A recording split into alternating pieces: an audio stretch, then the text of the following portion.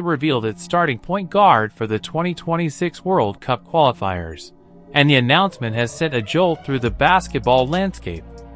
After a 2025 season disrupted by injury, doubts followed Caitlin Clark everywhere, with critics questioning whether she could still command the international stage. That uncertainty didn't last long. What the coaching staff saw during her first week back erased every concern. Clark didn't merely demonstrate that she was fully healthy. She made it clear that her presence reshapes the entire system. The offense didn't carry her. It adjusted to her tempo, her vision, and her control. That shift changes everything, not just for Team USA but for the Fever as well. The stakes are enormous. The message is unmistakable, and Clark is back where she belongs. If you're ready to see her take the floor again, let your support be heard and show Caitlin some love in the comments. There is a consistency when it comes to Caitlin Clark. And that consistency is that everybody is saying one thing, whether they change, the specifics of it, or they talk about defense, or they talk about other aspects. The one consistent theme is that she looks like herself and she is back. When Clark stepped into Team USA training camp in December, every eye in the gym locked onto the same question. Did she still move like the record-shattering rookie who rewrote the league? The scars of 2025 were fresh. A quad issue in preseason, another setback that stole weeks early on, then the groin injury in mid-July that derailed everything, followed by an ankle bone bruise that slammed the door on her season entirely. 6 months without real 5-on-5 action is an eternity at this level, and everyone knew the risks. Groin injuries test lateral burst, ankle damage challenges balance and trust. Coaches and medical staff tracked every stride, every plant, every cut, searching for proof that her separation speed and explosive first step still existed. Clark admitted there was rust, but her movement told a stronger story. The fluidity was back, the mechanics sharp, the release clean. Still, drills only go so far. Game pace reveals the truth. Watching intently, Sue Bird caught the moment that mattered most. Clark's signature step-back three fired off with perfect timing, steady balance, and effortless rhythm, especially in transition, the same weapon that once made her unstoppable at Iowa. Super impressed with Caitlin just being engaged while she was out and getting back to being able to play. It was a combination of USA players going against USA players and then also USA players going against the scout team, which was just players from small colleges all across North Carolina sort of helping out with that scout team practice. And, she looked like Caitlin. The step back three was there, the passes were there. Veteran eyes were locked in, conducting their own silent audits as Clark moved through the floor without the ball, tracking every cut, every change of direction, every reaction under pressure. Was there even a hint of hesitation? Any subtle adjustment that suggested unfinished business physically? At the international level, the pace never lets up. Players absorb contact, reset instantly, and keep attacking. One mistimed step or delayed read is all it takes for opponents to sense vulnerability and exploit it without mercy. Reporters in the gym caught it all unfolding in real time. Sabrina Merchant of The Athletic noted that Clark's passing rhythm hadn't missed a beat, her vision still precise and commanding. Annie Costabile of Front Office Sports zeroed in on the broader health picture, watching how her body responded as intensity rose. Both left encouraged. But everyone knew the real judgment would come once scrimmages ignited, collisions increased, and the game sped up to full force. FIBA, naturally, just a lot more physical than other levels of basketball, even more physical than the WNBA. So having to see Caitlin go at scouting players who were, instructed to play at a FIBA level of physicality was interesting considering how long she's been out and the fact that she's still ramping up injury-wise, but she looked good. She was just so happy to be there. Clark didn't hesitate when asked. She said she was fully healthy. A confident statement from someone who had lived in rehab for months, and her play immediately justified it. The lateral burst showed up against quicker guards. The drive to the rim looked sharp and controlled, and she finished through contact while getting to her spots without hesitation.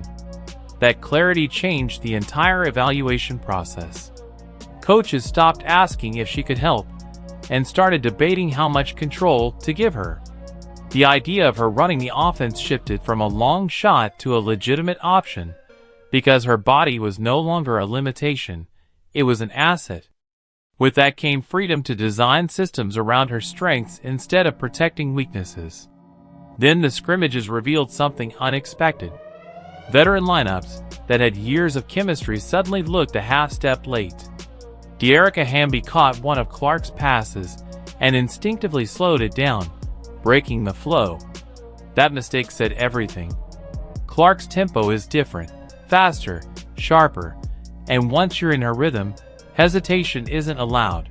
And she was not playing with Aaliyah Boston. Some of the bigs didn't know what to do with her passes. There was one time where she passed it to Hamby, and Hamby brought the ball down. It's like, you can't do that. This is not you have to keep it up, right? Straight up. Just not expecting where that was coming. Clark was operating one step ahead of the action, threading passes into space before the opportunity was obvious to anyone else. She read the floor in real time and delivered with precision, and that elite anticipation disrupted the comfort zone of even seasoned national team players. Hamby wasn't the only one adjusting. Other veterans found themselves a beat late, hesitating on cuts that demanded instant commitment. Moments that required movement instead produced pauses, not from doubt, but from recalibration. Clark's tempo exposed the difference between reacting to the game and controlling it, and until everyone matched her pace, the gap was impossible to ignore. Caitlin makes the post entry pass to Hamby, the kind of pass that only Caitlin Clark can make. And Hamby puts the ball on the floor as was described here. You'll see it. So some ball movement at the top of the key. Caitlin has it here. And she's going to make the kind of pass once she gets it back here that really only she would make. And that's a hell of a post entry pass, but she did put it on the floor there. Winds up getting blocked and going the other way. So, that's part of getting used to playing with Caitlin Clark. If you remember at her rookie year, a lot of her teammates dropped a lot of passes. I think that they weren't prepared for because she sees things before they kind of happen. Clark's vision was running on a different clock, processing the floor faster than the rest of the roster could keep up. She fired passes into what looked like empty space, fully aware a teammate would arrive a split second later, but the movement wasn't there yet. While others were still reading the play, Clark was already executing it 3 steps ahead. The coaching staff took notice as timing issues piled up. Cuts came late, windows closed, and kickouts after collapsed defenses arrived before shooters were ready to release. She was creating chances that required instant reactions, not hesitation. Even her deep shooting range added another layer of disruption, forcing defenders to pick her up far beyond the arc and stretching the defense to its breaking point. That pressure carved out passing lanes that rarely exist, angles most players never see, and while Clark was exploiting them effortlessly, her teammates were still adjusting to a court that suddenly looked very different. Caitlin coming off of this injury, this was kind of the first time that we all have seen her operating at 100% since her injury. And she herself admitted, even though I feel like I'm at 100, there's still a lot of things that a lot of rust that I need to shake off. What did you see from Caitlin in USA camp being healthy? Still there. That was one of my leads, was just, that shot of hers that we're also familiar with, very much still there. Her speed was coming back, which I thought stood out. Obviously, her timing on passing, that still was impressive. Here's where the shift became undeniable. The coaches had no interest in slowing Clark down or asking her to soften her instincts to match the room. They didn't rein in her passes or tell her to wait for comfort to catch up. Instead, they pushed everyone else to accelerate. Practices turned into lessons in speed, processing faster, cutting earlier, reacting instantly. The offense began to reshape itself around what Clark brings to the floor. Her vision dictated spacing, her shooting range reshaped the geometry of every set, and her decision-making speed set the tempo for the entire group. This was no longer about Clark fitting into Team USA's identity. Team USA was evolving to unlock hers. Plays were reimagined, new actions installed, and her ability to see and strike openings from anywhere on the court became the engine driving a completely redefined attack. Only been one day, but what did you see from her so far? Have you had conversations with her about how she can, continue to kind of get acclimated to USA basketball after being offered? Yeah, so this is the first time I've coached Caitlin or spend any time with her was today. She's a terrific player, really locked in and focused. The conversation I had with her pre-practice was that this is going to be one of the most fun experiences she's had because everyone at this level loves the game, like a lot. And when you're growing up, in high school, not every player loves the game like you love it. And then you go to college and not every player loves the game like you love it. I'm talking about like the elite skill, the elite competitors. Then you get here and you're like, whoa, there's more people like me. Like, this is fantastic. One connection inside Team USA camp quickly caught the coach's attention, and it stood out for a very specific reason. Caitlin Clark and Aliyah Boston looked completely in sync. It showed instantly. Their familiarity from Indiana carried over seamlessly, giving them an edge while others were still learning Clark's rhythm. Boston wasn't reacting, she was anticipating. When Clark rotated away from her, bigger lineups often struggled to handle the pace and precision of those passes, with veterans getting surprised by the timing. Boston never was. She caught everything in stride and finished through traffic as if the action was second nature. Their pick and roll became a pressure point, with Clark turning the corner and Boston rolling on cue, spacing clean and timing exact. Add Clark's deep shooting range to Boston's mobility, and defenses were forced into impossible choices. For international opponents, that combination isn't just difficult to guard, it's a problem with no comfortable solution. Here's the double.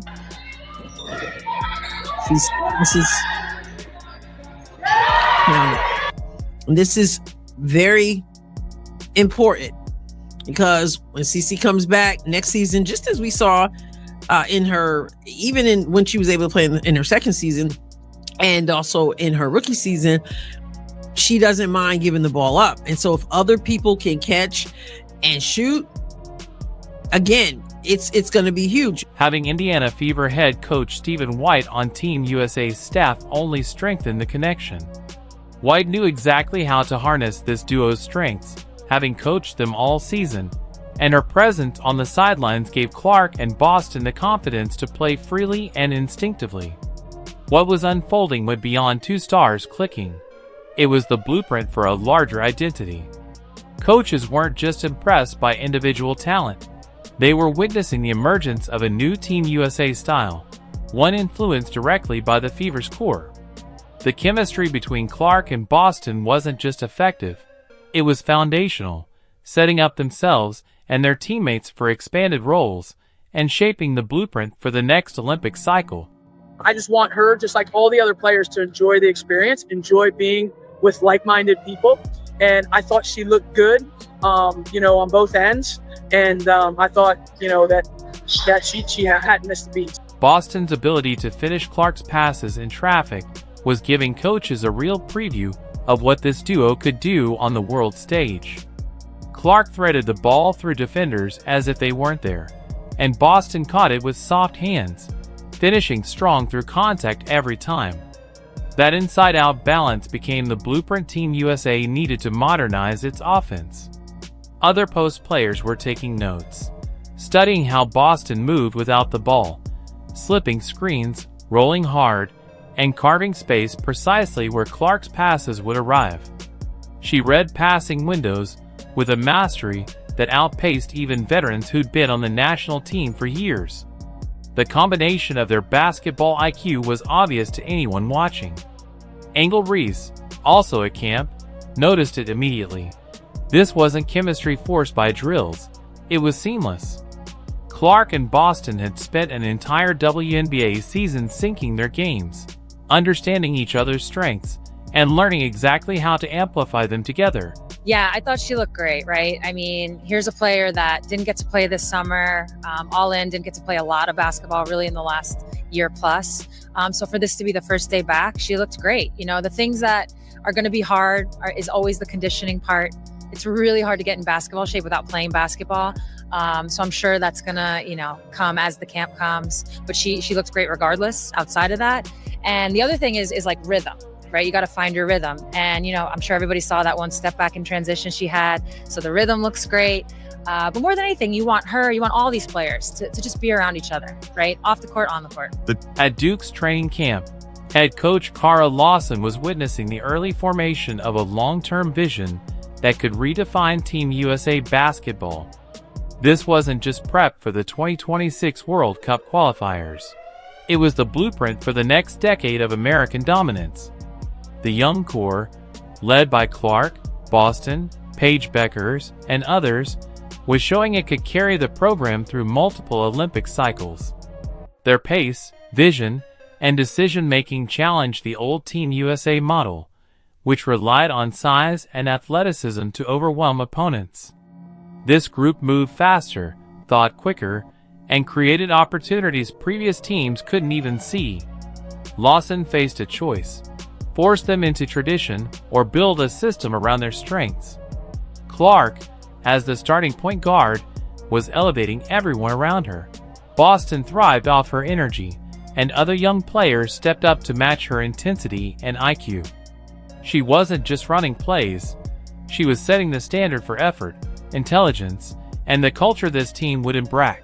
Competitive practice, obviously a lot different. I've been working out and playing pickup and stuff like that, but to be in an environment like this, it really believes in itself. Are you at 100? Is that at 100%? Yeah. Yep. Obviously, I need to knock off a little bit of rust to get my legs back, but my body feels really good. I feel like I'm in a really good spot, so main goal is to stay that way. The 2026 World Cup qualifiers in Germany were shaping up as a proving ground for lineups that could dominate on the world stage in Los Angeles. Every combination Lawson tested in camp scrimmages was being measured not just for the next year, but for its potential 2 years down the line. The Clark-Boston connection was undeniable, but the bigger question was how the rest of the roster could keep pace, which veterans could adapt, which young players deserved extended looks. International scouts were already taking notes, watching this emerging American style rewrite the traditional Team USA playbook in real time. Film from camp scrimmages was making the rounds overseas. The element of surprise wouldn't last once this group hit international competition. Angel Reese summed it up perfectly. Everybody wants to make the team. We weren't selected randomly. We were chosen because we bring something unique. That clarity and purpose was exactly what Lawson needed. Players who knew their roles, understood their value, and were ready to execute a vision that could define the next era of Team USA. Clark's return captured the moment perfectly. Her words were simple, but the impact was huge. It feels nice to finally be back to 100%. I did everything I could to try to come back and play for my team, but it just didn't really work before. That honesty about past struggles only made her current dominance more impressive.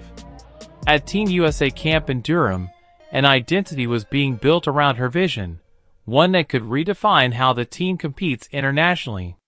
The experience was invaluable for Fever players while signaling what's coming in 2026 and beyond, with Los Angeles 2028 shaping up as the ultimate stage. Clark isn't just healthy, she's evolved into the leader this generation needs, forcing even veterans to adapt to her pace. Her synergy with Boston and the young core is laying the foundation for Team USA's future style of play. The blueprint for Los Angeles 2028 is being drawn around Clark's unique skills, setting the stage for a squad ready to redefine American basketball on the world stage.